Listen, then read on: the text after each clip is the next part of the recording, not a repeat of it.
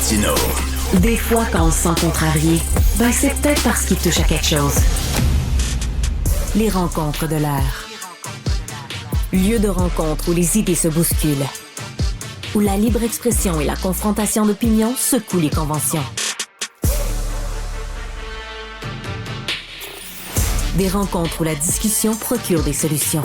Des rencontres où la diversité de positions enrichit la compréhension. Les rencontres de l'art. Joseph, je sais que tu veux parler bien sûr de cette crise générée par les demandeurs d'asile qui se pointent au Québec, mais avant, j'aimerais t'entendre sur... je vais te faire écouter un extrait d'une déclaration de Pierre Poilievre. On écoute ça. D'accord. Ça sert à quoi le Bloc? Ça sert à quoi le Bloc?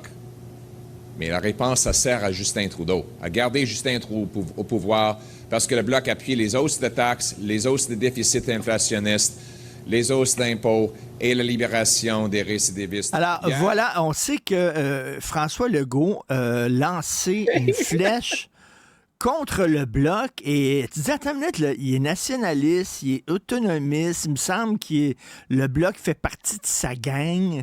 Comment ça? Là, en envoyant une flèche au Bloc, évidemment, là, il a ouvert, là, tout le monde maintenant tire à boulet rouge sur le Bloc québécois. Qu'est-ce que tu penses de tout ça? J'ai été assez étonné que François Legault reprenne cette ligne assez classique, finalement, des fédéralistes. Étonné parce que toi et moi, on en a souvent parlé, on a de la misère, je crois, toi et moi, à imaginer François Legault en capitaine Canada. C'est-à-dire que, bien entendu, il semble avoir renoncé à la souveraineté au profit d'un nationalisme provincialiste, mais même lui, jusqu'à tout récemment, était assez content quand le Bloc québécois reprenait les positions du gouvernement de la CAQ ou les positions unanimes de l'Assemblée nationale pour les relayer au Parlement fédéral. Là, évidemment, il durcit le ton à l'endroit du Bloc, peut-être parce que finalement, il voit que la montée du PQ, d'une certaine façon, 30 ans plus tard, recrée ce que Jacques Parizeau avait appelé, à tout le moins, la possibilité des 3 périodes. Souviens-toi, M. Parizeau disait, au fédéral, on vote pour le Bloc. Aux élections québécoises, on vote pour le PQ. Et là, peut-être, en 3e période, peut-être un référendum. Là, évidemment, M. Legault, qui de plus en plus improvise, je n'ose même plus dire qu'il pilote aux instruments. Là, évidemment, quand ça va mal, en est rendu à puiser dans un vieil argumentaire fédéraliste, celui de l'inutilité du Bloc. Là, vraiment, ça me déçoit un peu. Maintenant, C'est-à-dire, plus là, largement, il est obligé là, de dire, ben là, je vais jouer le capitaine Canada à l'os, ben, donc c'est je ça. vais montrer Alors, évidemment, que...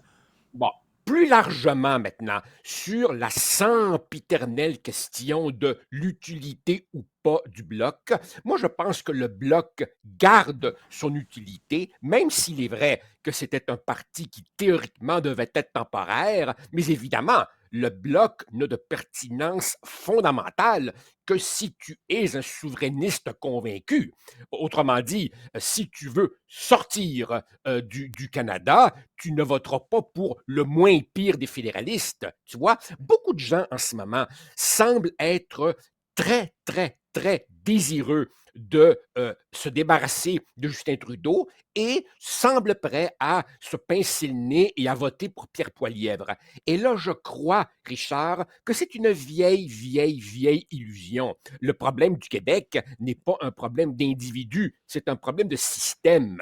Que le premier ministre fédéral soit Justin Trudeau, Poilievre ou Joe Blow, le problème du Québec, c'est que nous sommes de plus en plus minoritaires et donc subordonnés aux décisions de la majorité. Je crois que pour sortir de là, tant aussi longtemps que nous envoyons des impôts à Ottawa, eh bien, envoyer à Ottawa des députés qui ne seront pas soumis aux arbitrages pan-canadiens comme des députés conservateurs ou libéraux, c'est plutôt une bonne chose, car, juste finir là-dessus, moi, Richard, je ne mets pas en doute la bonne foi de tous ces Québécois qui se sont jadis présentés pour le Parti libéral du Canada ou pour le Parti conservateur ou pour le NPD, pensant qu'ils réussiraient une fois là-bas à Ottawa à faire entendre la voix du Québec. Mais quand tu te retrouves dans le caucus national, pan-canadien, des libéraux, des néo-démocrates ou des conservateurs, la majorité sera une majorité canadienne-anglaise qui va d'abord penser aux intérêts fédéraux. Donc, finalement, ben, tu te retrouves à être la mouche du coche. Les députés du Bloc, malgré leur statut minoritaire, malgré qu'ils ne peuvent pas faire adopter des projets de loi, les députés du Bloc n'ont pas ce fil à la patte et peuvent parler librement que pour le Québec. Enfin. Concernant cette crise-là générée par les demandeurs d'asile, j'aurais le goût de prendre un verre avec François Legault et de lui demander, puis M. Legault, le Canada, ça marche-tu à votre goût? Ça marche-tu à votre goût, Richard, le Canada? Hein? Richard. Est-ce qu'il n'est pas en train de récolter un peu ce qu'il a semé, M. Legault? Un peu. Ben oui, Richard, pour me résumer en une phrase, comment un caquiste peut-il se dire nationaliste et continuer à jouer dans cette mauvaise pièce de théâtre? Plus pathétique, je ne vois que Denis Coderre. Écoute, Richard, non mais honnêtement, là, tu vas voir, je prends un drôle de détour, mais regarde-moi bien. Hormis Donald Trump et sans doute Netanyahou, qui sont dans des catégories absolument à part, qui en Occident fait partie du panthéon des hommes politiques les plus toxiques? Eh bien, on évoque fréquemment le sombre premier ministre de la Hongrie, Viktor Orban, celui que la gauche culturelle aime tellement détester. En 2016, cet infréquentable disait, et je cite, « Nous pourrions perdre nos valeurs européennes, notre identité même, par degrés, comme la grenouille qui se laisse lentement cuire jusqu'à la mort dans un chaudron d'eau. » Oh, que c'était épouvantable quand il avait dit ça. Ah, puis maintenant, sur Fast Forward, 6 ans plus tard, François Legault évoque la louisianisation du Québec et Justin Trudeau l'envoie promener en 2 secondes d'écart.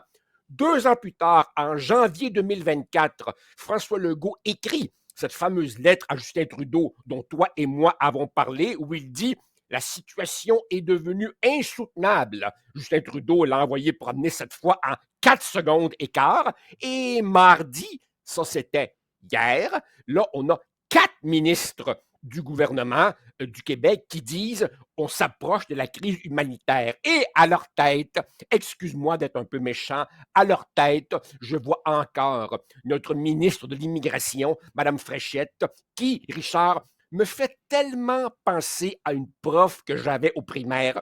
Plus elle était fâchée, plus la classe rigolait. Mais tu sais, excuse-moi. Je reviens à cette question-là. Ça marche-tu à votre goût, le Canada, M. Legault? Puis vos nouveaux pouvoirs en immigration, vous qui avez cru là, à la fédération, qui avez cru au Canada, est-ce que vous êtes content de ce que vous voyez? Richard, explique-moi quelque chose, parce que moi, des fois, je sais pas, c'est peut-être l'âge. Explique-moi. Tu sais comment toi et moi, on tripe sur le cinéma. Alors, Matteo Garrone, le réalisateur de Dogman, de Gomorrah, voilà, vient de sortir un film qui s'appelle Moi, Capitaine, qui raconte, je ne vais pas arrêter de le voir, l'histoire d'un jeune Africain qui traverse le désert au péril de sa vie pour arriver en France. Moi, dans ma compréhension des choses, un réfugié, c'est un désespéré qui est prêt à risquer tout, qui prend la mer dans un rafiot, qui traverse un désert, qui traverse une jungle, il n'a plus rien à perdre. Ben, coudonc, Richard, les nôtres, ils arrivaient au chemin Roxham en taxi et valise à roulettes, et maintenant qu'on a fermé le chemin Roxham, maintenant qu'on a fermé le chemin Roxham, ils débarquent en avion. Alors là, écoute-moi bien, là. Pour monter dans l'avion, ils ont bien dû montrer des documents officiels dans l'aéroport de ce pays qui supposément les persécute, puisque la définition d'un réfugié, c'est quelqu'un dont la vie est en danger s'il reste chez lui. La vérité, c'est que ce sont pour la plupart de faux réfugiés, des étudiants étrangers qui n'étudient pas, des travailleurs temporaires, et ainsi de suite. Le Canada a une frontière qui est une passoire, qui fait rire de lui partout en Occident. On va encore envoyer le Québec promener et M. Legault va continuer à Mais, écrire des lettres, va faire des conférences de presse, puis il va continuer, comme tu dis, à se poser mais, la question, coudon, c'est-tu ça, mais mon Canada? un moment donné, je reviens toujours à cette phrase que j'aime citer. Einstein disait la folie, la définition de la folie, c'est de toujours faire la même chose en espérant des résultats différents à chaque fois. Ouais, c'est ça. Alors, à un moment donné, M. Legault, à force de se faire dire non, fuck you, votant, on veut rien savoir, tasse-toi, marche à l'ombre, tu pues. Est-ce qu'il va dire, ben là, finalement, j'ai tout essayé avec un gouvernement majoritaire de réformer le Canada. Il y a une fin de non-recevoir. Et là, il va s'asseoir comme Robert Bourassa et il va dire, le Québec est libre de ses choix et de son avenir. Est-ce qu'il va faire ça à un moment donné? Tu sais, une fois, je me rappelle, il y a longtemps, tu sais, du temps où je perdais mon temps à débattre avec des fédéralistes, et je leur disais, non mais, je leur disais d'humiliation en humiliation. Dites-moi donc, elle est où la barre en dessous de laquelle vous accepterez jamais de descendre? Définissez-moi l'ultime humiliation. Tu sais, la barre du limbo, là, tu sais, pour descendre. Il n'y en avait jamais de barre. Ils avalaient tout, tout, tout, tout en disant un jour, le fruit sera mûr. Ben, la question Ils vont creuser c'est à ça. terre qu'une pelle pour pouvoir se pencher encore plus en dessous de la barre. Tu comprends? Richard, quelqu'un qui a été un souverainiste ou qui peut-être demeure un souverainiste et qui est dans un cabinet de la CAQ ou peut-être député de la CAQ ou ministre de la CAQ parce qu'il considérait que le PQ était dans un cul-de-sac, calcul qui pouvait se comprendre il y a quelques années. Un souverainiste à la CAQ, quand il se couche le soir, là, en attendant le sommeil, quand il regarde le plafond, à quoi il pense? À quoi il pense? Est-ce qu'il y a quelque chose qui s'appelle la conscience? Je pourrais même l'épeler sur de la misère. Est-ce qu'il y a quelque chose qui s'appelle la conscience qui vient de temps en temps les titiller? T'es un souverainiste, t'es à la CAQ, tu te fais CHIER par Ottawa à longueur de semaine et tu ne dis jamais « ça suffit ». Jusqu'à quand? Permets-moi d'être vulgaire. Ouais, On vas-y. monte sur la table, on se met à quatre pattes, on baisse les culottes, puis on fournit le KY. C'est ça le Québec. C'est ça. Puis voilà. Voilà, c'est ça. J'ai rien à ajouter. Fin des émissions. J'ai rien à ajouter à ça. Merci, Joseph. À demain. Ça marche. Salut. Bye. Bye.